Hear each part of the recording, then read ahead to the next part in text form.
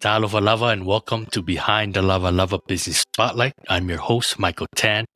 Join us as we uncover the inspiring stories of community shaping businesses and nonprofits. Each episode takes you on a journey of these individuals, offering a stage for them to share their unique experiences. Our mission is to amplify their voices and give them the recognition they deserve. Our show is proudly sponsored by Matai, a brand that embodies the essence of the Pacific Islands. So whether you're in need of a functional watch or sunglasses for daily use, or a stylish accessory that complements your relaxed island vibe, Matai has got you covered. Before we get started, a quick reminder to follow, subscribe, and leave a review if you enjoy our show. You're listening to Behind the Lava. Let's kick things off. Today, we're excited to spotlight Mycal Alo, a stage performance coach and creator of Bringing to the Stage program. Welcome, Mycal. Hey, thank you for having me.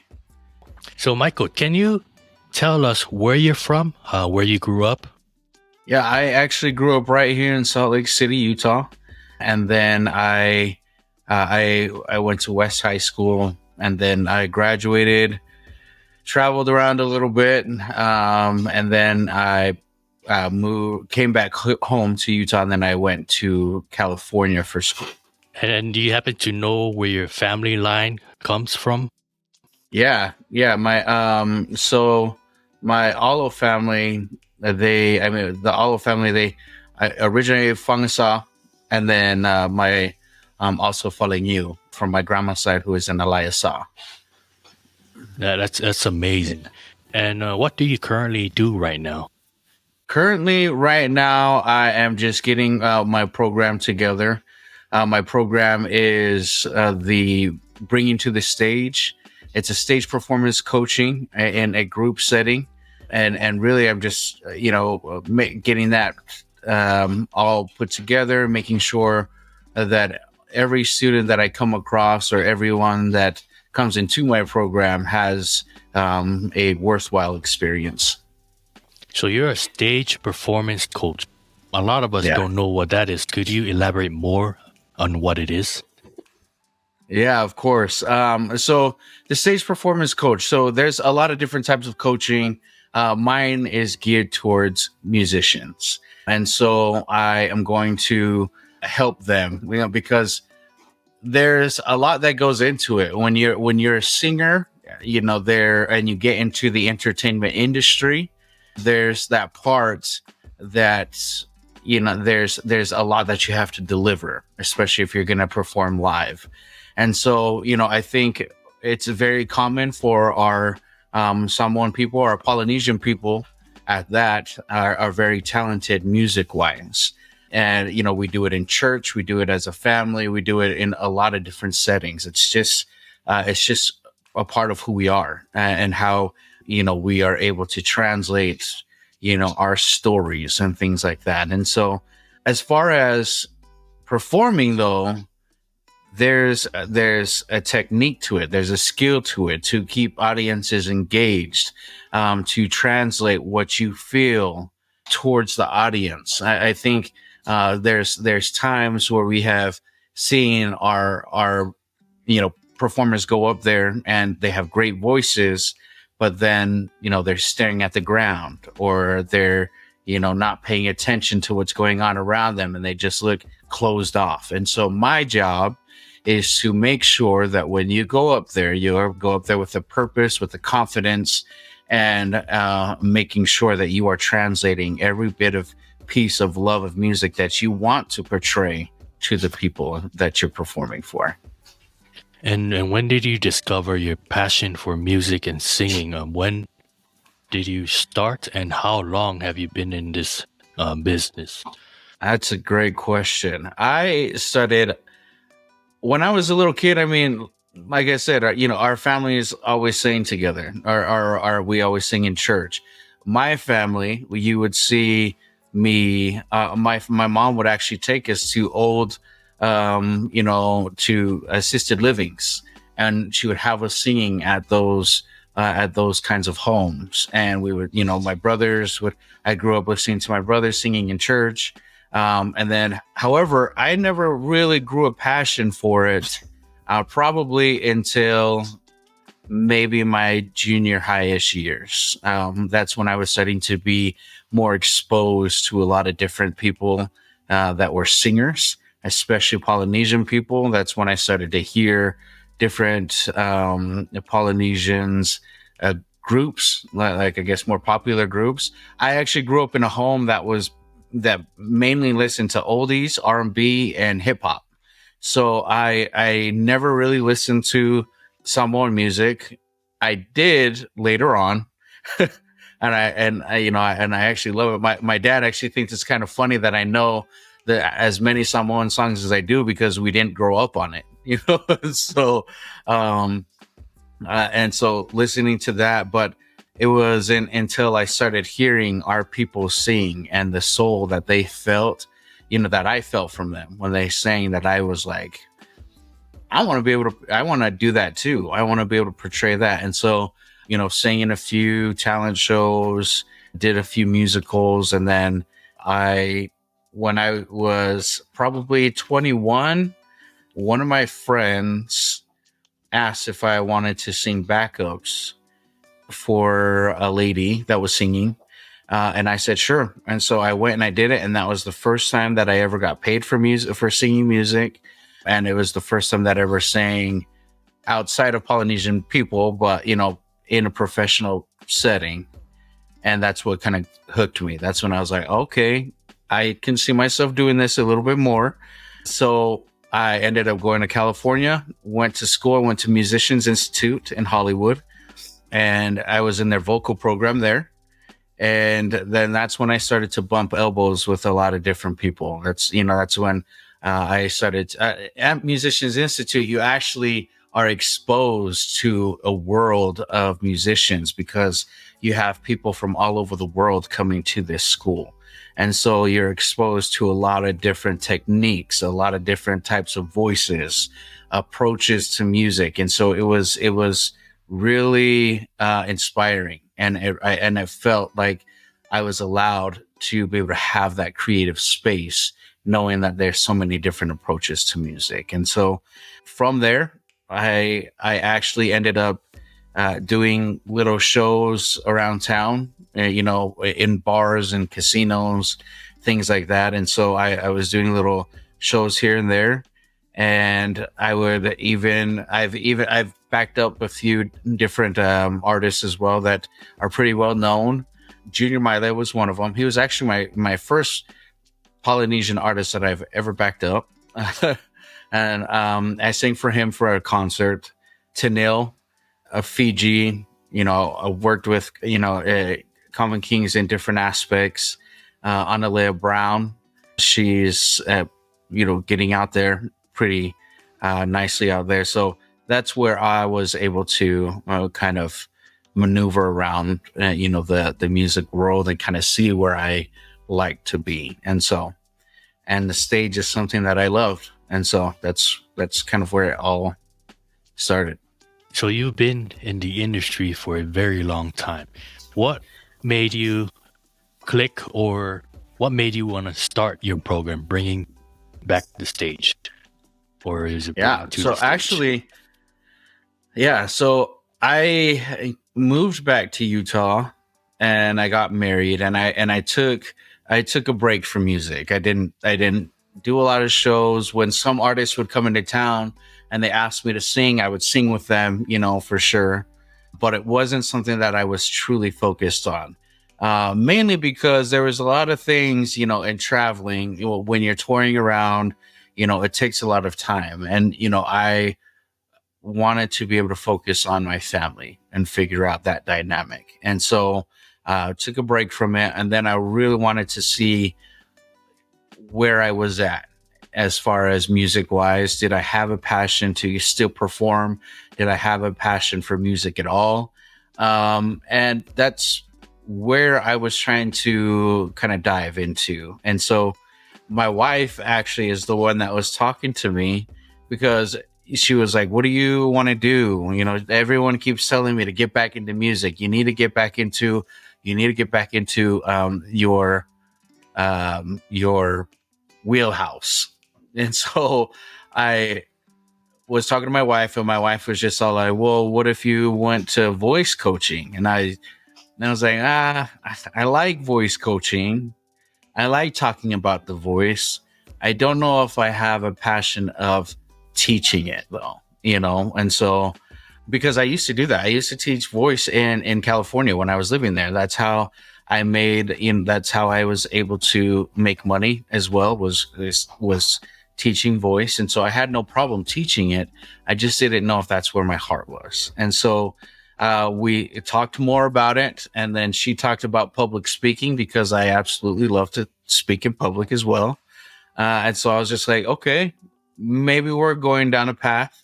And then this whole formation of stage performance coaching, I was like, now that I can do, that I can be passionate about, and bringing something out of somebody is something that I can do and feel good about. And so that's where it all began, was with my wife talking in the living room, trying to figure out what we want to do with our lives and things like that, and so bringing to the stage kind of just spiraled into that. And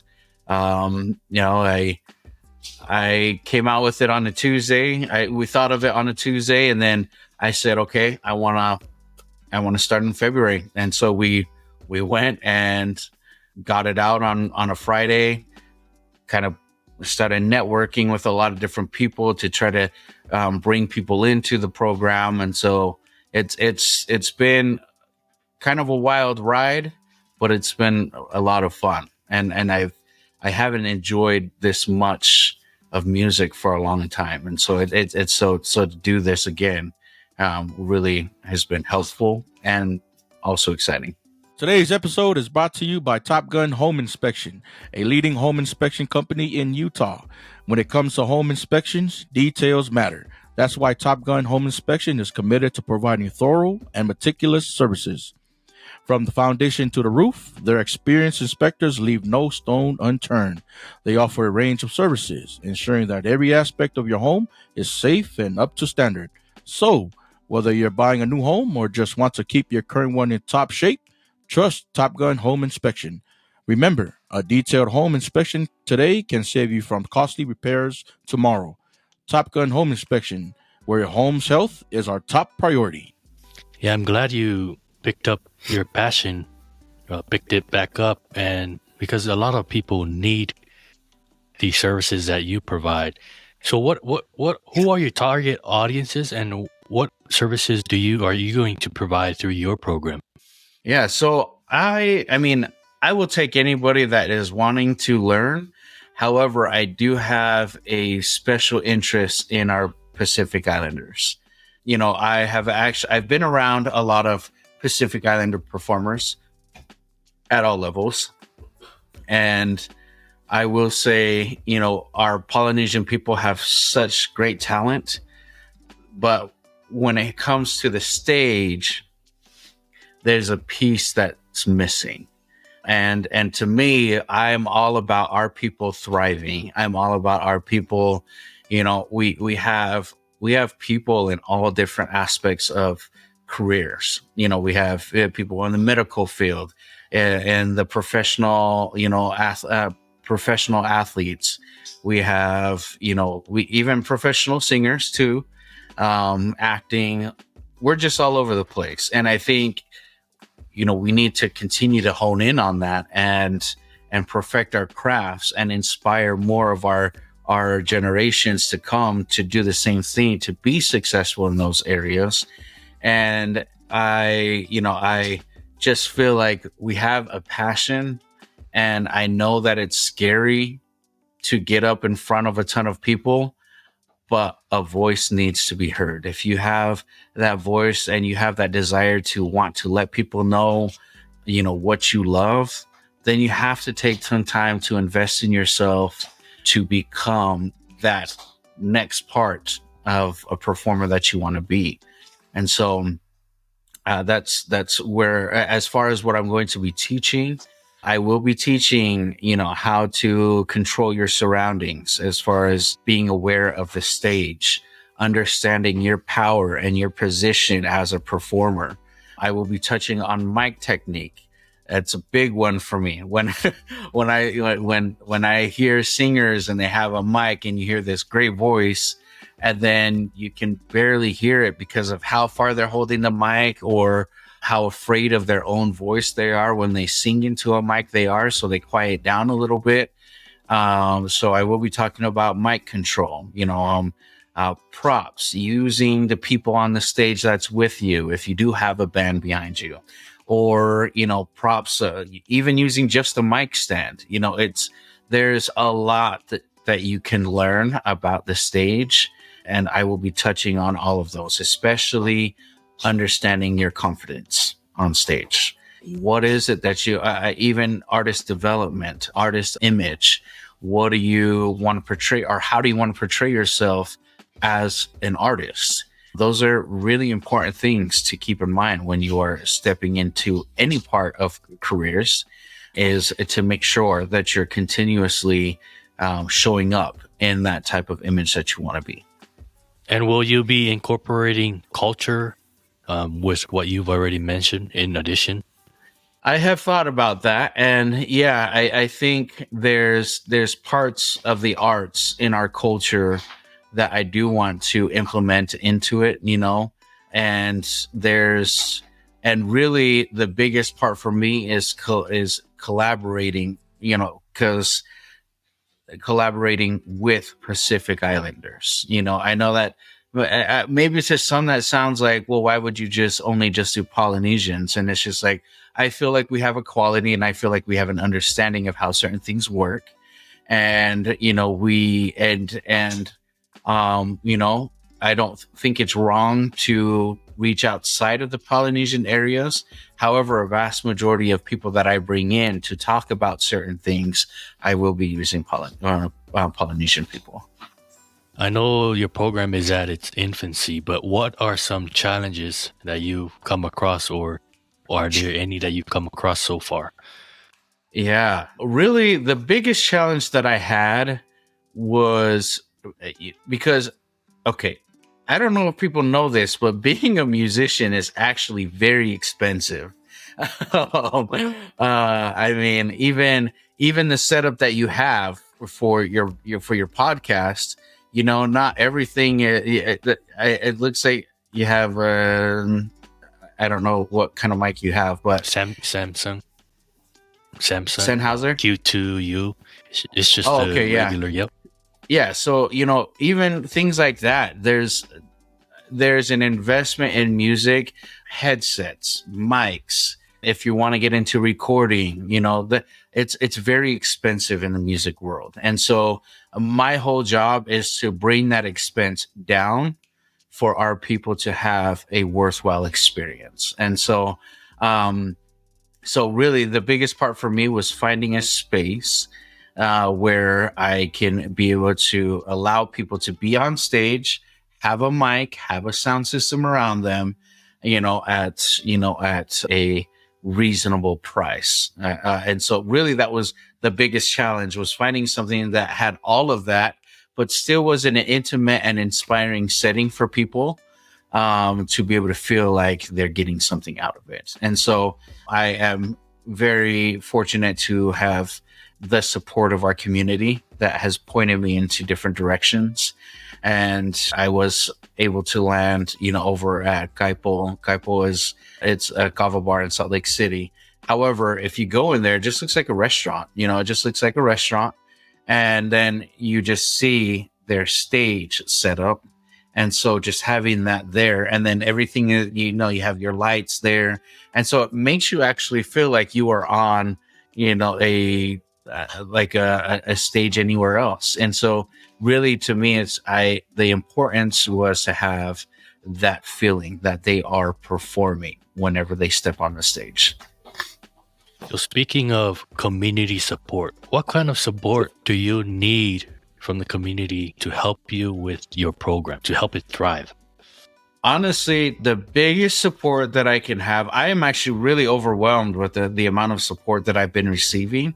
But to really move this piece, for me, it's bringing the people. I think we are so used to, oh, let's go ahead and invest in athletic endeavors. Let's go ahead and, let's go ahead and invest in education.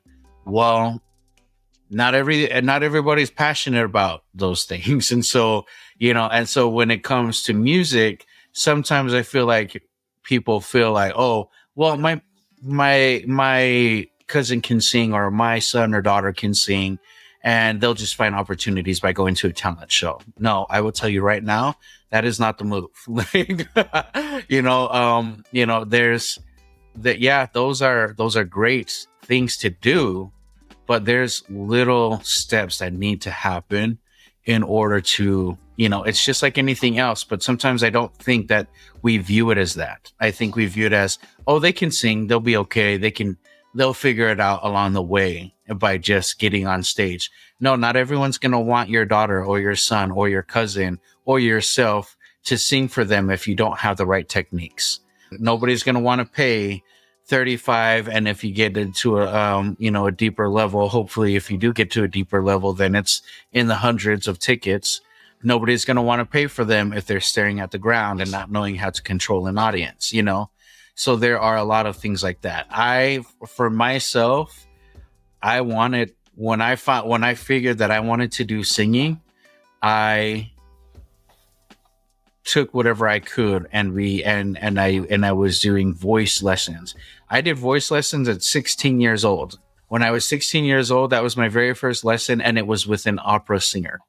And here in Utah, we have a ton of classical singers. And so when you hear about contemporary singing, it's almost as if it was foreign back in the day, because all you heard was a lot of classical singers. And that could be because, a lot of families, it's traditional. A lot of things are very traditional here. And so when I took like a month of classical singing, maybe 2 months of classical voice training. And I even entered into a competition with classical singing, and I did, and I placed, which was great, but it wasn't fulfilling because that wasn't the type of singing that I wanted to do. I found a voice coach. His name was Dean Kalin, and he's actually the voice coach of major stars like David Archuleta is probably one that people would know about. Carmen Rasmussen, I don't know if she was on American Idol. She was an American Idol finalist. And I went to him, and he was the one that was really helped me to hone in to how my voice worked. And the reason why I was doing that is because I sang at a talent show, 1 year, sang at a talent show, and I was singing and I was, belting these songs, and I was hurting my voice. That's another thing that I don't know if people are that's parents, grandparents, aunts and uncles, or individuals think about is, oh man, yeah, they, when they hear a loud voice, is it a pleasant sound, or is it I don't want to hear that. So, if that's the case, what are you doing to get the training? And so for me, that is going to be the biggest support, is realizing that your person or whoever it is, either it's you or a family member, wants to get into this industry, and getting them to come and start to learn. Really, that's the biggest support that I could ask, and not bypass it, and not take it lightly. Take your dreams, take your kids' dreams seriously, and move them into those directions. And could you remind us when are you launching or starting your program, and where can people find you? Yeah, so my program actually has started on the 6th of February. As far as getting into it, I do have a link on my Instagram, and you can go onto my Instagram. It's my full name, at Mycal Ruben Alo. Mycal is spelled Mycal, Ruben Alo, A-L-O. And then in my bio, I have a link, and you just fill out that link, and then I will go into the forms, and I will kind of take a look at, what your interests are and things like that. And then I will just start to reach out and get things started from there. And do you have any advice to our listeners who are striving to become better in their vocals or in music? Yeah. As far as advice for myself, bet on yourself. Don't allow all of these other. We're all talented. If you have a dream and you feel like you have the talent to do it, then do it. There's plenty of time to be able to fail while you're doing it. But you can't figure out how good you actually are unless you try it, unless you do it. And so my biggest advice is bet on yourself, invest in yourself, see yourself on the big stage, and see yourself, having, competing against some of the world's greatest. Don't be afraid to dream that big. It's okay to, and believe that you can be amongst some of the greats, and really take the time to practice, take the time to be okay with messing up here and there so you can figure out how you can become better. Don't settle for just local talent shows if you are wanting to be on a bigger stage. You have to start networking. You have to start collaborating with people, putting yourself out there. If you are a shy person, then find a way to be able to get yourself out of that practice of shying away from certain things. Because like I said, if you truly believe that you can be somebody, then your actions have to show with it. So that's what I would say. I want to express my gratitude to you, Mycal, for joining me today. It's been a very informative interview. You are a true professional, and I encourage our listeners, especially if you are in Utah, to search out Mycal Ruben Alo. Mycal is spelled Mycal on his Instagram if you are interested in his program. I really appreciate you, Mycal, for talking about this kind of program, because my daughter loves to sing. She enjoys music, and there's a lot of people who have the talent, but they don't have the coaches or instructors out there to guide them. And your program will be a perfect fit for those people. Is there any last rounds or shout outs you want to give out? Yeah, I really shout out to all the people that have helped me. Like my first post on this, I had 41 shares of the post, and I have to thank all of the community that has been so supportive. My wife, for sure, Robert's Place, which is my parents' nonprofit organization. They have really helped to shape certain things on the business side to, as far as helping people understand that these are mental health outlets. Those are important things.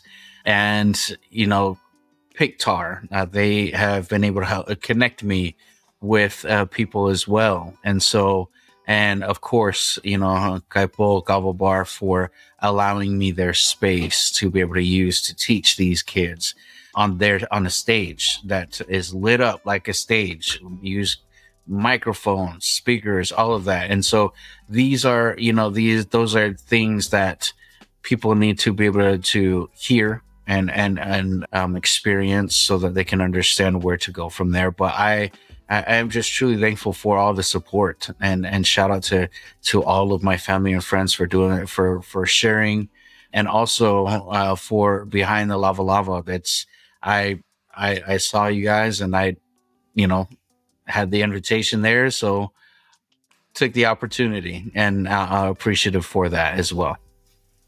No, thank you very much, Mycal, for joining me today on Behind the Lava Lava. I appreciate you. So thank you for joining us on this episode of Behind the Lava Lava Business Spotlights. We trust you found our discussion enlightening.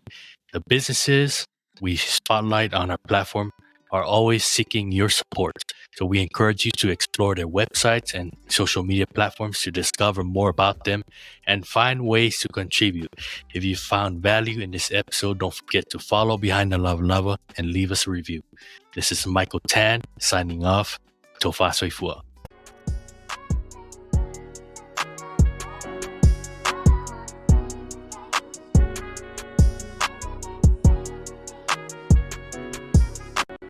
Working on my interests, it's who I am.